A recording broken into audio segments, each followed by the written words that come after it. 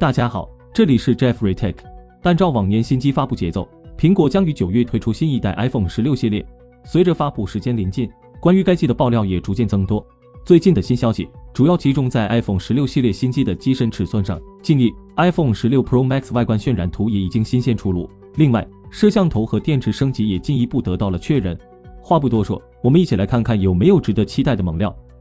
在上期节目中 ，Jeffrey 和大家分享了数码博主刹那数码晒出的 iPhone 16 Pro Max 屏幕盖板 CAD 图纸，该机屏幕边框仅 1.15 毫米。随后，另一位数码博主艾宾宇宙也转发表示，和我亮的整机 CAD 图面板部分是一致的，说明这个是靠谱的很。如果 iPhone 16 Pro Max 边框最终确实为 1.15 毫米，将成为全球边框最窄的手机。其他3款机型边框宽度如下 ：iPhone 16边框 2.0497 毫米 ，iPhone 16 Plus 边框 2.0599 毫米 ，iPhone 16 Pro 边框 1.2 毫米。从数据来看 ，iPhone 16全系屏幕边框控制都非常可观，尤其是 Pro 系列，配合大屏，正面视觉效果更强烈。近日，基于 CAD 图，艾宾宇宙绘制了 iPhone 16 Pro Max 最新渲染图。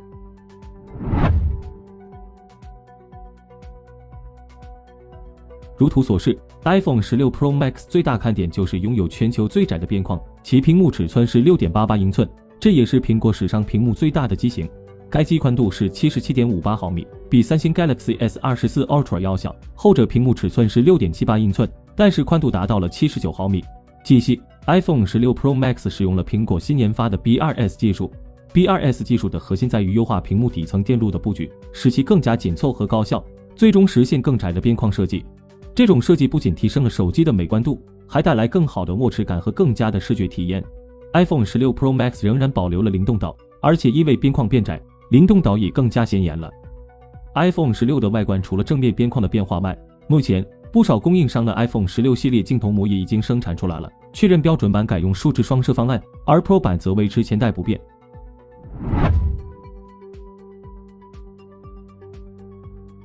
据悉，这样的改动是为了实现空间视频录制，在横向握持的时候让主摄和超广角处在同一水平线上。在即将到来的 iPhone 16 Pro 系列上，苹果还将加入独立拍照按钮。尽管 iPhone 15 Pro 系列的 Action Button 也可以充当相机快门，但是 iPhone 16 Pro Max 的这枚独立拍照按钮还有更多玩法。它跟传统快门按钮一样，半按时触发自动对焦，全按时触发拍照功能，而 iPhone 15 Pro 的 Action Button 无法做到这一点。新增独立拍照按钮意味着苹果要加强 iPhone 的影像能力了。据爆料 ，iPhone 16 Pro Max 将配备苹果定制的全新索尼 Sensor IMX903， 拥有 1.14英寸超大底，尺寸跟安卓1英寸主摄非常接近。而且索尼 IMX903 采用双层晶体管设计，将光电2极管与像素晶体管分离，这样一来，同样的大底，双层晶体管技术能带来更好的光电性能。另外 ，IMX903 还支持14bit ADC、模拟数字转换器、DCG、像素级双增益等等。苹果同时为其配备了 OIS 光学防抖，感光能力进一步增强。毫无疑问，这将是苹果史上影像最强的旗舰机型。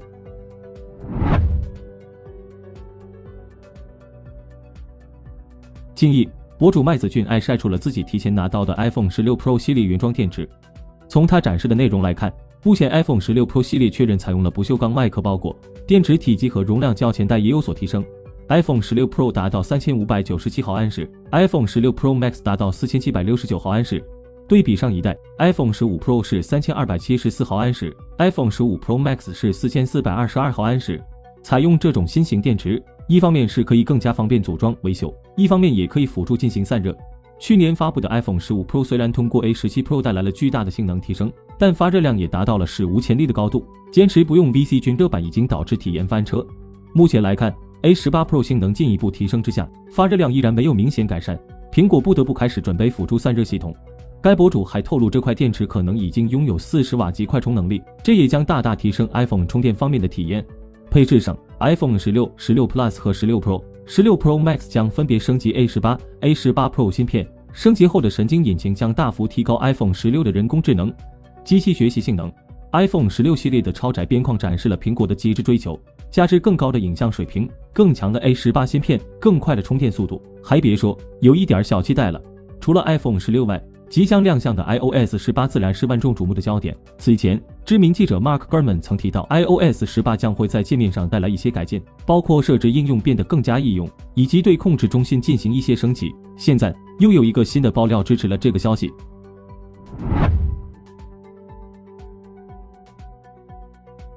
据外媒 MacRumors 报道，苹果已经针对 iOS 18测试了重新设计的新版控制中心。这个版本具有可定制的界面布局，但报道也强调，目前并不能确定这个版本将作为最终版本发布。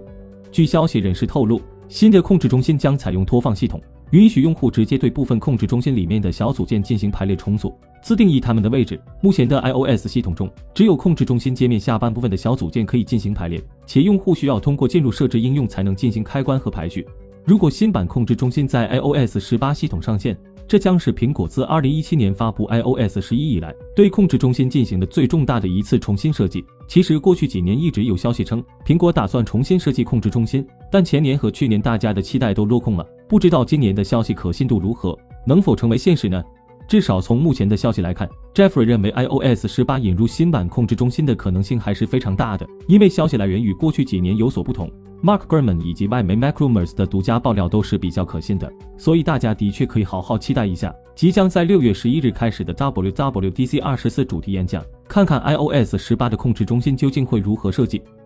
最后再跟大家分享一个好消息，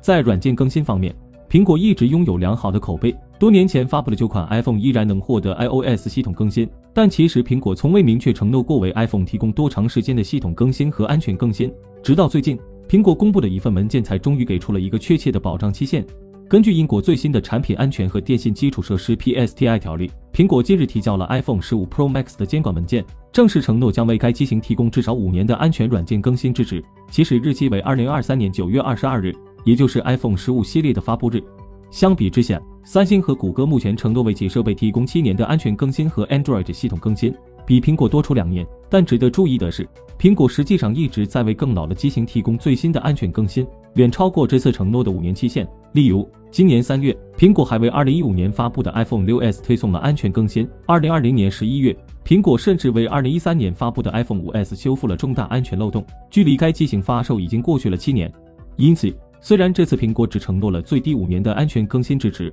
但从过往的记录来看，苹果很可能会提供更长时间的支持，足以覆盖大多数 iPhone 用户的用机周期。以上就是本期视频的全部内容了。在你看来， iPhone 16 Pro Max 的极窄边框算是一个重大升级吗？欢迎和我们交流互动，想了解更多数码资讯，记得关注我们的频道，我们下期再见。